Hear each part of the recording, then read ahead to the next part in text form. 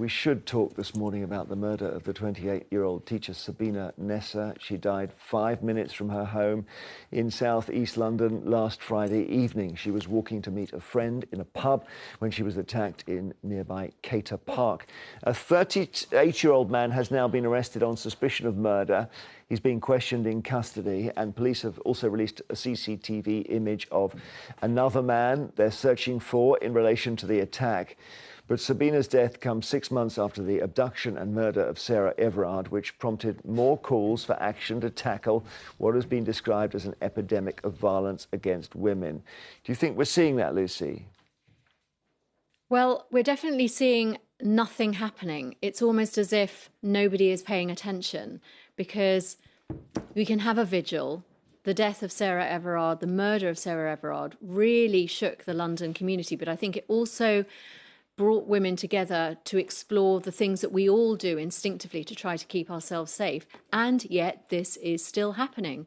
So when we had a report that came out earlier this week that described violence against women and girls as severe as terrorism, that it should be given a priority within the police service of terrorism and other really serious crimes, it's almost like, why hasn't that happened before?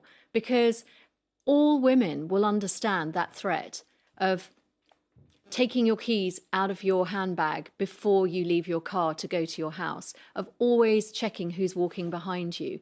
When you saw the Duchess of Cambridge attend the vigil for Sarah Everard and say that she remembered what it was like walking the streets of London when she was single and she's been married for 10 years, it may be an epidemic, but this epidemic has been going on for decades. The reaction often gets criticised. The Greenwich Council were criticised for handing out personal alarms to women in the area where Sabina died.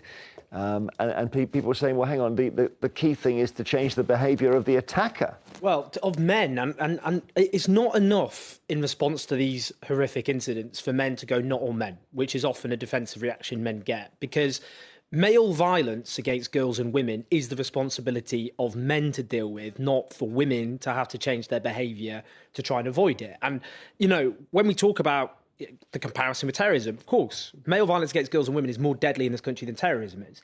1 to 2 women are killed every single week by a current or a former partner. And the other statistics themselves are, you know, we're looking at the most horrific extreme. What about the 1.4 million women who suffer domestic violence a year? What about the 400,000 women who are sexually assaulted a year? What about the 90,000 women who are raped a year? What about the women every day in this country right now who are being harassed on the streets of this country?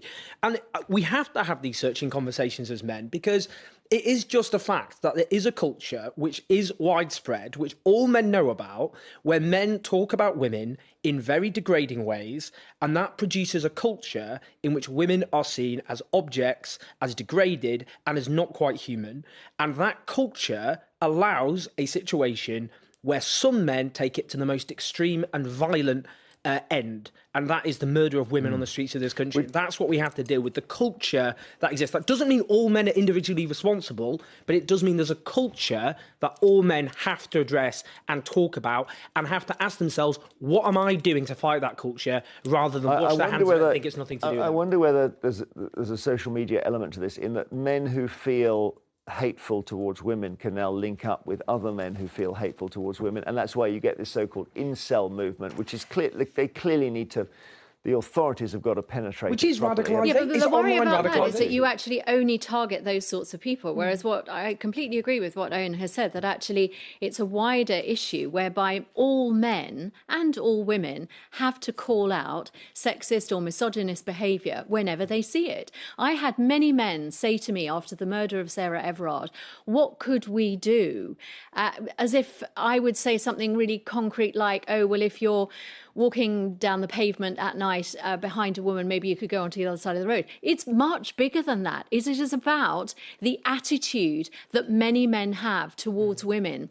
men who use prostitutes, men who have locker room banter, men who really just think that women are inferior. And if you have that within your society, and we are not addressing it, we're not addressing it as parents, we're not addressing it in schools, we don't, heaven forfend that we should actually talk about such things in sex education within our schools. If we could actually do that and talk about consent and talk about respect for other people, we wouldn't have some of these problems.